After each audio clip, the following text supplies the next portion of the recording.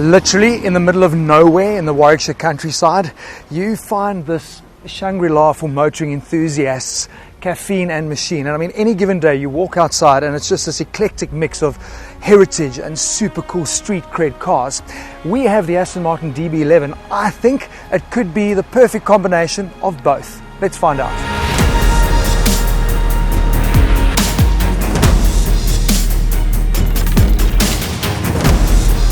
As we know, Aston Martin has a very proud racing heritage. Most of you probably associated with Formula One, but it's through Formula One they created crazy cars like Valkyrie and Valhalla.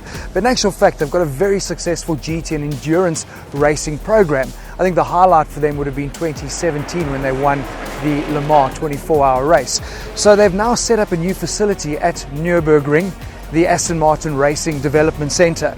And this has given them the idea to start taking fantastic product and giving it a more track-focused edge. They did it last year with the Vantage, they've done it with the Rapide, and now they're doing it with the DB11 as well.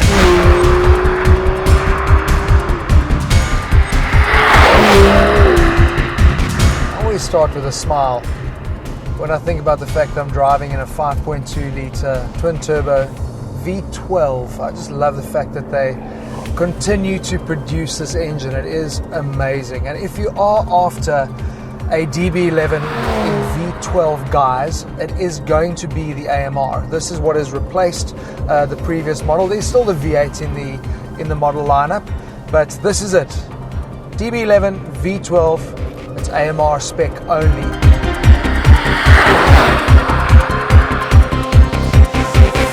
So what they've done is they've obviously gone and tweaked a little bit more performance out of that engine. I mean, we've seen the bonkers figures they're able to produce and just how far they can take this engine with the DBS. But what they've done here, you might think is, it's a little bit sedate really, because they've just increased the kilowatts by about 22 kilowatts. The torque remains the same. So you're now sitting with 470 kilowatts, 700 Newton meters. That is still incredible.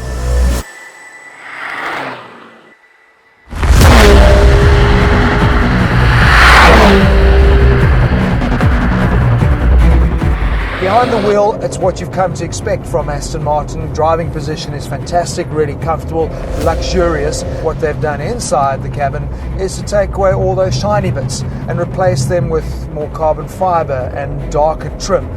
I like it because even though I know it's not plastic, when it's shiny, it kind of looks like a cheap plastic. I know they're going to hate me for saying that. So this darker interior, I really, really like. Enough me blabbering on. Let's get to the fun stuff. What they've done from a soundtrack perspective as well, they've also dialed in a bit more growl into the engine. It sounds fantastic. Listen to that throaty, deep, beautiful V12. I love it. The real magic here is the suspension.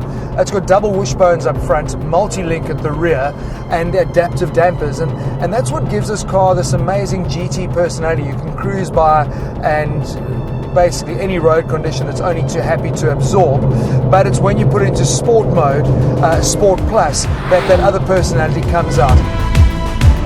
They've set up the adaptive suspension, the driving dynamics, the vehicle stability control system is so finely honed that I can't believe the level of grip. It's so confidence inspiring because a lot of people with that amount of power would have slapped in an all-wheel drive system.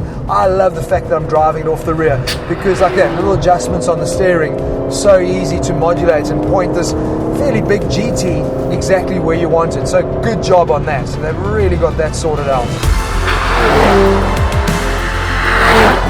It feels a little bit sharper, it feels a little bit more precise, and that is what you're looking for when you've got an AMR, Aston Martin Racing badge associated with it. The supercar goes about things like a teenager on a first date, rearing to go, chomping at the bit, all fired up, whereas in your DB11 AMR, it does it in a more sophisticated manner, a manner that you're happy to live with every day. And I know at the flick of a button I can dial this down completely and get straight back into GT mode. So cool. So cool.